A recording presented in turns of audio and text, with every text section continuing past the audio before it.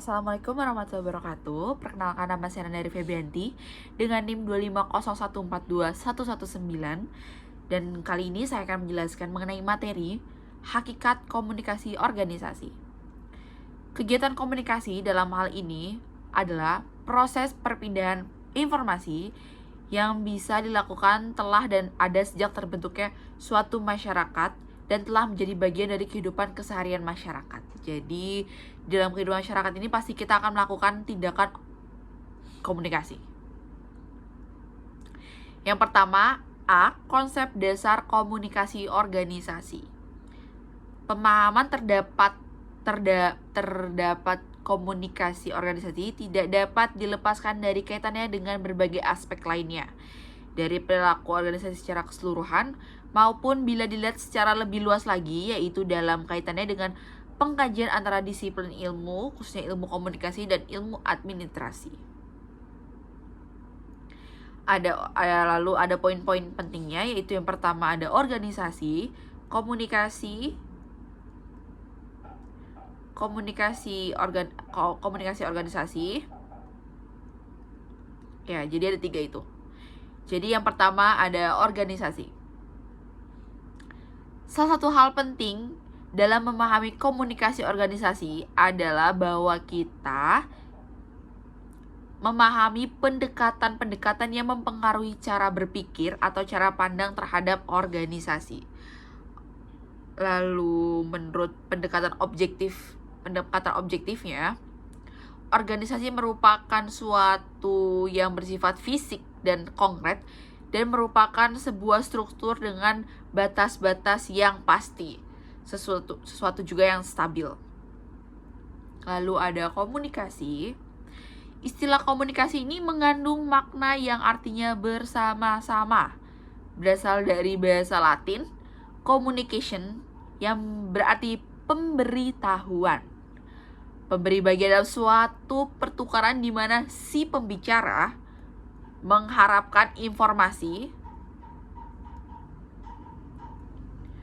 atau pertimbangan atau jawaban dari pendengarnya. Lalu ada proses komunikasi. Jadi tadi kan ada artinya komunikasi. Lalu saya akan menjelaskan mengenai proses komunikasi. Proses komunikasi dapat dilihat dari unsur-unsur yang terdapat berkaitan dengan pengirimnya, atau kita bisa sebutnya komunikator. Apa yang dikatakan dan dikirim itu kita bisa menyebutnya dengan pesan. Saluran komunikasi apa yang digunakan? Ada media yang ditujukan untuk siapa komunikannya dan apa akibat yang ditimbulkannya atau efeknya. Dalam proses komunikasi, kewajiban seorang pengirim atau komunikator adalah mengusahakan agar pesan-pesannya dapat diterima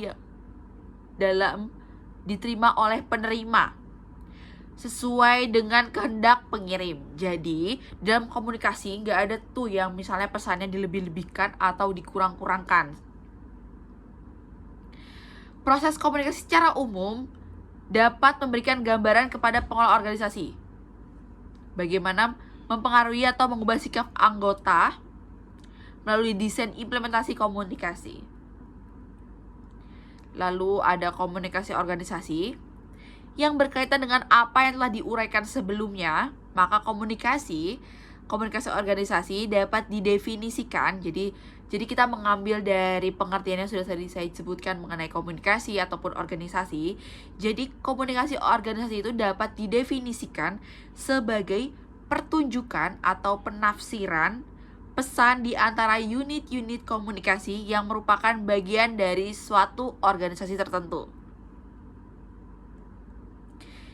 Lalu ada pentingnya kajian terhadap komunikasi organisasi dan juga ada uraian dimensi komunikasi organisasi. Jadi saya akan menjelaskan dulu mengenai pentingan kajian terhadap komunikasi organisasi. Pengkajian terhadap komunikasi organisasi memiliki arti penting, mengingat bahwa komunikasi ini merupakan suatu disiplin studi yang dapat mengambil sejumlah arah yang sah dan bermanfaat. Lalu ada uraian dimensi komunikasi organisasi. Secara sepintas, pengertian komunikasi adalah pada bagian konsep dasar ini dapat untuk melihat lebih jauh hal-hal yang berkaitan dengan komunikasi organisasi. Penyusunan mencoba memaparkan sebagai berikut. Organisasi adalah komposisi sejumlah orang yang menduduki posisi atau peranan tertentu. Peranan individu dalam sistem komunikasi ditentukan oleh hubungan struktur antara suatu individu dengan individu lainnya dalam organisasi. Nah, sekian penjelasan dari saya. Kurang lebihnya mohon maaf. Wassalamualaikum warahmatullahi wabarakatuh.